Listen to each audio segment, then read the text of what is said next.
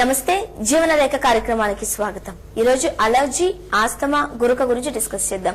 దీని గురించి మాట్లాడడానికి మనతో ఉన్నారు ప్రముఖ ఆస్తమా వైద్య నిపుణులు డాక్టర్ వీరపనేని విష్ణురావు గారు, శ్వాస హాస్పిటల్స్, హిమాయత్ నగర్ నుండి. డాక్టర్ తో మాట్లాడాలనుకునేవారు కాల్ చేయవలసిన నంబర్స్ 9948503555 లేదా 0406660336 నంబర్స్ కి కాల్ చేయండి. డాక్టర్ తో మాట్లాడొచ్చు. Good afternoon doctor. చలికాలం పోయి సమ్మర్ లోకి ఎంటర్ అవుతున్నారు, కానీ ఎక్కువగా చాలా మంది ఈ ఆస్తమా అనే వ్యాధితో బాధపడుతూ ఉంటారు. అసలు ఆస్తమా అంటే ఏంటి, ఎందుకు వస్తుంది? ఆస్తమా అనేది పర్యావరణంలో ఉన్నటువంటి ఎలర్జెన్స్, అంటే ఊపిరితిత్తుల్లో ఉన్నటువంటి వాయునాళాలు కుంచుకుపోవటం వల్ల గాలి పీల్చటం వదలటం అనేది కష్టం అవుతుంది. వాయునాళాల్లో ఒకలాంటి వాపు, దాన్ని ఇన్ఫ్లమేషన్ అంటాం, అలర్జిక్ ఇన్ఫ్లమేషన్. వాపు, దాంతోపాటు ఆ కఫం తయారవటం, తర్వాత ఊపిరితిత్తులు మూసుకొని పోవటం వల్ల గాలి పీల్చటం వదలటం అనేది కష్టమైపోతుంది. అంటే allergic inflammation, chronic allergic inflammation of Airways అంటాం. అయితే ఇది పసిపిల్లలు మొదలుకొని పండు ముదుసుల వరకు ఏ వయసులోనే రావచ్చు, ఎప్పుడైనా రావచ్చు. బై బర్త్ తల్లిదండ్రులకి ఈ లక్షణాలు కనుక ఉన్నట్లయితే చిన్నప్పటి నుంచే మనకు ఆ లక్షణాలు కనపడతాయి. కాకపోతే మనం దాని ఆస్తమా అని పేరు పెట్టాం, జలుబు అంటాం. అంటే జలుబు వచ్చింది, జలుబు చేస్తుంది, హాస్పిటల్ పోతాం, వారం రోజులు యాంటీబయాటిక్స్ వాడతాం, ఎంతకు తగ్గదు. తర్వాత ఇంకో హాస్పిటల్ పోతాం, అక్కడ ఒక వారం రోజులు వాడతాం, ఎంతకు తగ్గదు, ఇంకో హాస్పిటల్ పోతాం. సో ఇలా హాస్పిటల్ అన్ని తిరుగుతూ ఉంటాం, డాక్టర్లను మారుస్తూ ఉంటాం, మందులన్నీ వాడుతూ ఉంటాం. అయినా ఈ దగ్గు, ఈ కఫం ఇది మాత్రం తగ్గదు. జనరల్ గా చిన్నపిల్లలు, ప్రతి చిన్నపిల్లల్లోనూ జలుబు అనేది కామన్ గా చూస్తూ ఉంటాం. దట్ అది ఫ్రీక్వెంట్ గా కూడా వస్తూ ఉంటుంది. సో ఫ్రీక్వెంట్ గా వచ్చే ప్రతి జలుబు మనం ఆస్తమా అనుకోవచ్చా, లేకపోతే ఎట్లా జలుబు ఇది ఆస్తమా అని మనం? అయితే 2 years లోపల ఆస్తమాని డిఫరెన్షియేట్ చేయటం అనేది చాలా కష్టం. చాలా క్లినికల్ గా దానికి ఎక్స్పర్టైజ్ ఉండాలి.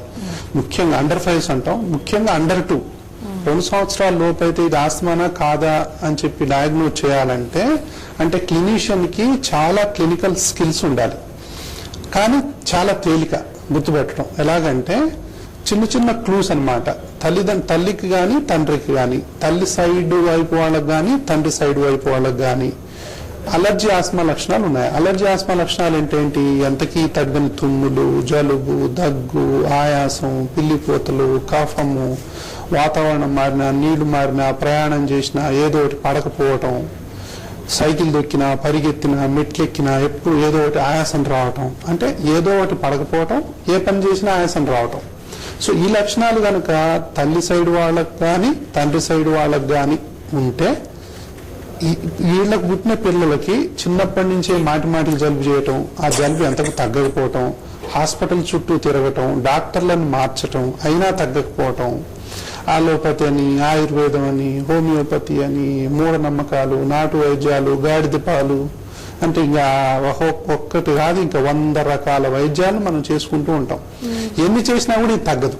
తగ్గినప్పుడు మనం అనుమానించాలి, అసలు ఏంటి ఈ జబ్బు, ఎందుకు ఈ జలుబు తగ్గట్లేదు, ఇది జలుబా కాదా, ఏమైనా అలర్జీ ఆస్మా లక్షణాలు ఉన్నాయా, నాకుంది కదా, లేదా మా అమ్మకుంది కదా, మా నాన్నకుంది కదా, కాబట్టి వీడికి కూడా వచ్చిందా ఏంటి?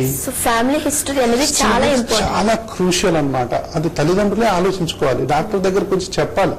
ఒక్కోసారి మీ ఇంట్లో ఎవరికైనా ఉందా అమ్మా అలర్జీ ఆస్మా అంటే లేదండి అంటారు. ఫస్ట్ నో అనే క్వశ్చనే, 100% కూడా నో అనే చెప్తారు. మళ్ళీ మనం గుచ్చి అడిగామనుకో, లేదు మీ ఆయనకు కానీ నీకు కానీ ఇద్దరిలో ఒకవేళ ఎవరికి ఎక్కువ జలుబు చేస్తుంది అంటే కొంచెం నాకు చేస్తుంది అంటారు. మా ఇద్దరికి లేదు కానీ మా అమ్మకు ఉందండి అంటారు, మా అమ్మకు లేదు కానీ మా తాతకు ఉందండి అంటారు. అంటే ఇట్లా ఎక్కడో ఒక చోట ఆ క్లూ అనేది దొరుకుతుంది మనకి. అప్పుడు ఆ క్లూని పట్టుకొని మనం వెళ్ళి సో దీనికి జీన్స్ అన్నమాట. ఒక హ్యాండ్ జీన్స్, ఇంకోటి రెచ్చగొట్టేవి ఏదైనా కావచ్చు. అంటే ఏంటి? తాగే పాలు కావచ్చు, పై పాలు కావచ్చు, తర్వాత రకరకాల ఆహార పదార్థాలు కావచ్చు, తర్వాత హై స్పీడ్ ఫ్యాన్ కావచ్చు, సాంబ్రాణి పొగ కావచ్చు. పుట్టగానే సాంబ్రాణి పొగ వేస్తుంటారు పిల్లలకి, ఎంత డేంజర్ అది, చాలా తప్పనమాట. పుట్టగానే అంటే అలర్జీ ఆస్మా లక్షణాలు తల్లిదండ్రుల వరకు ఉన్నప్పుడు ఆ ఇంట్లో గనక మీరు పిల్లలు పుట్టగానే సాంబ్రాణి పొగలు వేశారు అంటే ఆస్తమాని జోలపాడి ఇన్వాల్వ్ చేస్తున్నట్లు లెక్క. డాక్టర్, ఈ జనరేషన్ లో సాంబ్రాణి పొగ అన్నది కాస్త తక్కువగానే చూస్తూ ఉంటాం, ఊర్లలో పెట్టేస్తారు. రైట్. కానీ ఇంతకు ముందు చూసినట్లయితే సాంబ్రాణి పొగ చిన్నపిల్లల ఇంట్లో ఉన్న ఇంట్లో సాంబ్రాణి పొగ లేనిదే ఎలాంటి వాతావరణం మనం చూసి పోవచ్చు. సో ఆ టైంలో మరి అందరూ సాంబ్రాణి పొగనే వాడుతున్నప్పుడు ఇప్పుడు ఎందుకు అది ఎప్పుడైనా సాంబ్రాణి పొగ వేయటం వల్ల ఎప్పుడైనా కూడా పొగే కదా. సో అలాంటివి ఏంటంటే సాంబ్రాణి పొగ వేయటం వల్ల అదేదో చాలా మంచి ఆరోగ్యం వస్తుంది అనుకోవటం ఫస్ట్ పొరపాటు. పొగ అందులో కార్బన్ డైఆక్సైడ్ ఉంటుంది, కార్బన్ మోనాక్సైడ్ ఉంటుంది, అన్ని రకాలైనటువంటి ఇవి ఉంటాయి అందులో. కాబట్టి ఊపిరితిత్తుల్ని అవి ట్రిగ్గర్ చేస్తాయి, ఊపిరితిత్తులు మూసుకునేలా చేస్తాయి. ఎవరికైతే నిద్రావనం అంటే అది దాదాపు నిద్రాణమే ఉందో ఆస్తమా జీన్స్ కానీ అలర్జీ జీన్స్ కానీ వాటిని తట్టి లేపుతాయి ఇవి. సో అప్పుడు ఇరిటేషన్ మొదలవుద్ది అనమాట. చాలా మందికి అనుభవం ఉందే. వాళ్ళు కనుక రివ్యూ చేసుకుంటే అవునండి మేము సాంబ్రాణి పొగ వేసిన తర్వాత మీ పిల్లలు మెల్లమెల్లగా దగ్గటం మొదలు పెట్టారండి, కరెక్టేనండి అంటుంటారు. మళ్ళీ వాళ్ళు రిట్రోస్పెక్టివ్ గా ఆలోచించి అప్పుడు కానీ అర్థం కాదు వాళ్ళకి. అంటే చాలా మంది సాంబ్రాణి పొగ అనేది మన సంస్కృతిలో ఒక భాగం, మన ఆచారం. అది ఆచారాన్ని తప్పుపట్టట్లేదు కానీ ముఖ్యంగా తల్లిదండ్రుల్లో అలర్జీ ఆస్తమా పేషెంట్లు డెఫినెట్ గా ఉంటే ఈ ప్రాక్టీస్ చేయడం అనేది మంచిది కాదు. సో ఆ పిల్లల్లో డెఫినెట్ గా మనం చిన్నప్పుడే తట్టి లేపినట్టు అయింది. అందుకే ఏంటంటే అలర్జీ ఆస్తమా లక్షణాలు ఉన్నటువంటి తల్లిదండ్రులు పిల్లలు పుట్టినప్పుడు తీసుకోవాల్సిన జాగ్రత్తలు ఏంటంటే ఫస్ట్ పుట్టగానే వెచ్చటి ప్రదేశంలో పిల్లల్ని ఉంచాలి. నెంబర్ 1 పుట్టినప్పటి నుంచే జాగ్రత్తలు తీసుకోవాలి. పుట్టక ముందు నుంచి కూడా ఆ మాటకు వస్తే తల్లి ఏదైతే పడదో దానికి దూరంగా ఉండటం, పొగలకు దూరంగా ఉండటం, కొన్ని అలర్జెన్స్ కి ఆమెకు ఏదైతే పడదో దానికి దూరంగా ఉండటం అనేది ఒకటి. పుట్టిన తర్వాత సో పుట్టగానే చాలా జాగ్రత్తలు తీసుకోవాలి. వెచ్చటి ప్రదేశంలో ఆ పిల్లల్ని పడుకోబెట్టడం, వాళ్ళకి తగిన జాగ్రత్తలు తీసుకోవటం. అలాగే మనం పుట్టిన తర్వాత ఎక్కడో చోట ఆ ట్రేలో అలాగే వదిలిపెట్టేసి ఆ హై స్పీడ్ ఫ్యాన్ ఉంటే గనక అప్పటి నుంచే ట్రిగ్గర్ అవుతాయి. కాబట్టి ఈ జాగ్రత్తలు తీసుకోవాలి. పుట్టిన తర్వాత ఇంటికి తీసుకెళ్తాం, ఇంటికి తీసుకెళ్లి ముక్కులో నూనె వేయటం, చెవిలో నూనె వేయటం, ఎక్కడ పడితే అక్కడ నూనె వేస్తూ ఉంటాం. ఇవి మెల్లగా ట్రిగ్గర్ చేస్తాయి. ఈ ప్రాక్టీస్ ని కూడా మానుకోవాలి. తర్వాత సాంబ్రాణి పోగేయటం అనేది అసలు మానుకోవాలి. అలా ఇంట్లో అగరబత్తీలు వెలిగించటం, ఊది కడ్డీలు వెలిగిస్తూ ఉంటారు, అదొకటి.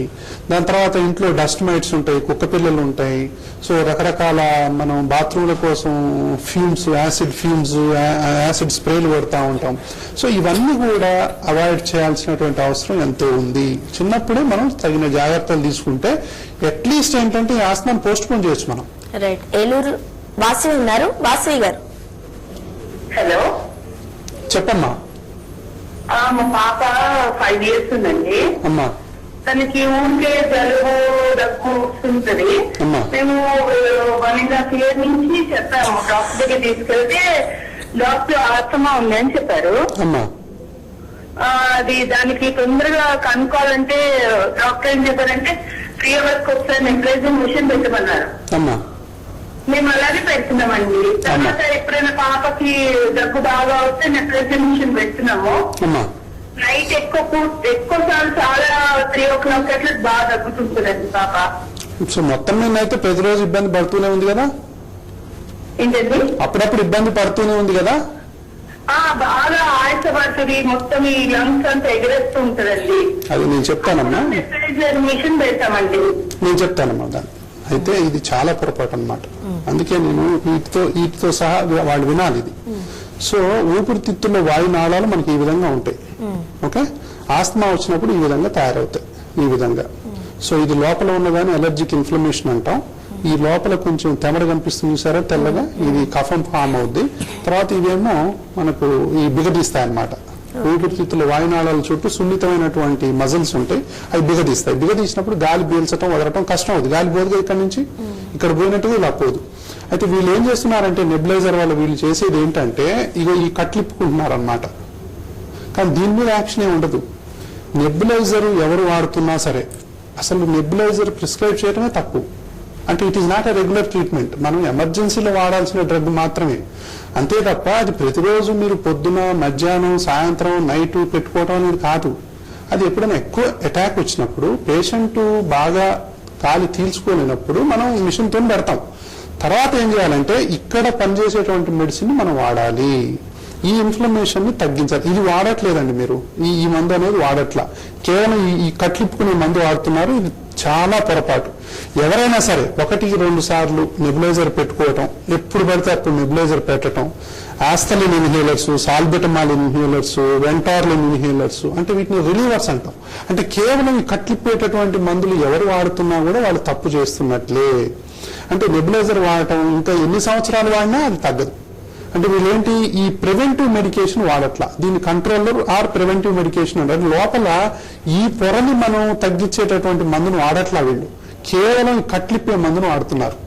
అంటే దీన్ని అంటే మనం ఒక ఎగ్జాంపుల్ చెప్పాలంటే, ఒక బావి ఉందనుకోండి, బావిలో పిల్లలు మనం ఆడుకుంటూ రోజు పడతారు, అందులో మనం ఏం చేస్తాం, రోజు వాళ్ళని తీస్తూ ఉంటాం, అది రిలీవర్ ట్రీట్మెంట్. అలా కాకుండా బావి చుట్టూ గోడ కడితే దాన్ని ప్రివెంటర్ ట్రీట్మెంట్ అంటాం. అంటే వీళ్ళు చేస్తున్నది అనమాట. సో ప్రతిసారి చాలా మంది ఏంటంటే ఎమర్జెన్సీలో హాస్పిటల్లో అడ్మిట్ అయిపోయి ఒక 4-5 రోజులు ఇంటెన్సివ్ కేర్ లో పెట్టేసి, సో తర్వాత పిల్లల్ని మళ్ళీ అదేదో కాపాడుకున్నట్టుగా చేయటం అనేది ఏంటంటే బావిలోకి దూకి పిల్లల్ని తీయటంతో సమానం. నేనేమంటానంటే, ప్రతిసారి బావిలోకి వీళ్ళు పడటం తీయటం అనేది పెద్ద గొప్ప కాదు. అసలు పడకుండా ఏం చేయాలనేది ఆలోచించాలి. పడకుండా చేయాలంటే గోడ కట్టాలి, బావి చుట్టూ గోడ కట్టడం వల్ల అంటే ప్రివెంటర్ ట్రీట్మెంట్ అంటాం. ఇంకెందుకు పడుతుంది? కాబట్టి ప్రివెంటర్ ట్రీట్మెంట్ ఈ పేషెంట్కి అందట్లేదు, ఈ అమ్మాయికి సరైన వైద్యం అందట్లేదు, మళ్ళీ సెకండ్ ఒపీనియన్ తీసుకోండి, బ్రహ్మాండమైన మందులు అందుబాటులో ఉన్నాయి, ఒక్క రోజు కూడా నెబులైజర్ పెట్టాల్సిన అవసరం లేదు, అంత మంచి మందులు అందుబాటులో ఉన్నాయి, దాన్ని మిస్ అవుతున్నారు. దీనివల్ల ఏమైంది, పాప పెరుగుదల ఆగిపోద్ది, పాప ఆటపాటలు కూడా ఎఫెక్ట్ అవుతాయి, స్టడీ ఎఫెక్ట్ అవుద్ది, ఇంట్లో ఎంత మెంటల్ టెన్షన్ ఉంటుందంటే ఎప్పుడు నెబులైజర్ పెట్టాలని, పవర్ పోతే ఎలాగ, ఇప్పుడు అసలే కరెంటు కష్టకాలం, పవర్ పోతే ఎలాగా, ఈ అటాక్ ని ఎలా మనం నిరోధించాలి?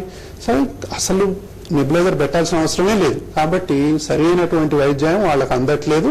సరైన వైద్యాన్ని కనుక తీసుకుంటే ఆ పాప ఒక్కరోజు కూడా బాధపడాల్సిన అవసరం లేదు, హాస్పిటల్ పోవాల్సిన అవసరం అంతకంటే లేదు. ప్రసాద్ ఉన్నారు, ప్రసాద్ గారు డాక్టర్ ఉన్నారు, మాట్లాడండి. చెప్పండి ప్రసాద్ గారు. నమస్కారం అండి.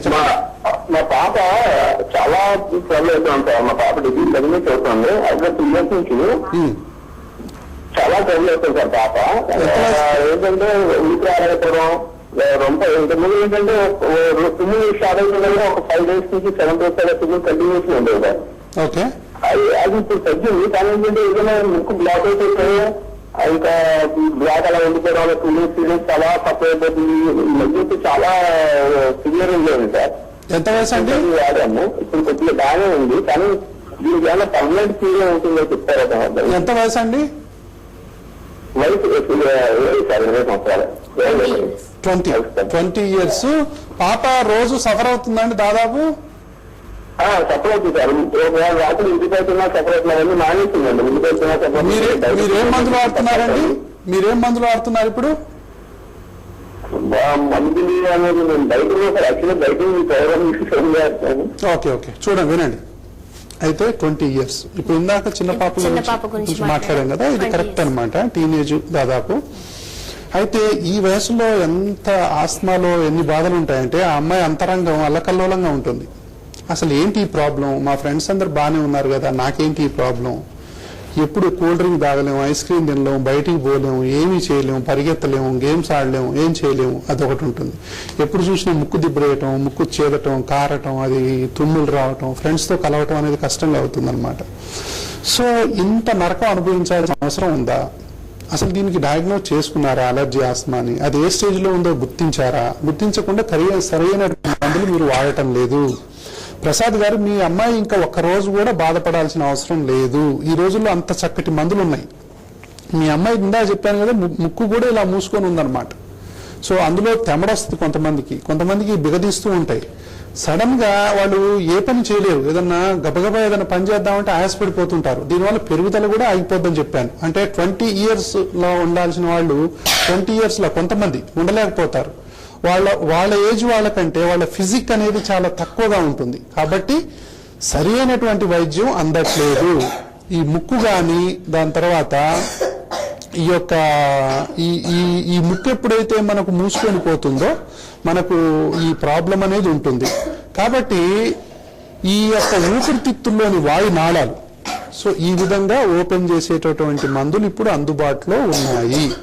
ఈ మందులు అనేవి ఈ అమ్మాయి పొందటం లేదు. కాబట్టి ఈ అలర్జీ ఆస్మా పేషెంట్ల అంతరంగం కనుక తీసుకుంటే, ఈ అమ్మాయిదే కాదు, ఎవరైనా సరే ఈ అలర్జీ ఆస్మాతో బాధపడే వాళ్ళు ఎంతటి నరకాన్ని అనుభవిస్తారంటే అసలు ఏంటి లైఫ్ మనకి ఈఎంఐ గురించి మాట్లాడట్లేదు నేను. సో చాలా మంది అంటే బయటికి చూస్తే బాగానే కనిపిస్తారు, బయటికి అందరిలానే బాగానే ఉంటారు, ఎవరు నమ్మరు. ఒక్కోసారి ఏంటంటే కుటుంబ సభ్యులు కూడా నమ్మరు, తర్వాత బంధువులు కూడా నమ్మరు, ఫ్రెండ్స్ కూడా నమ్మరు.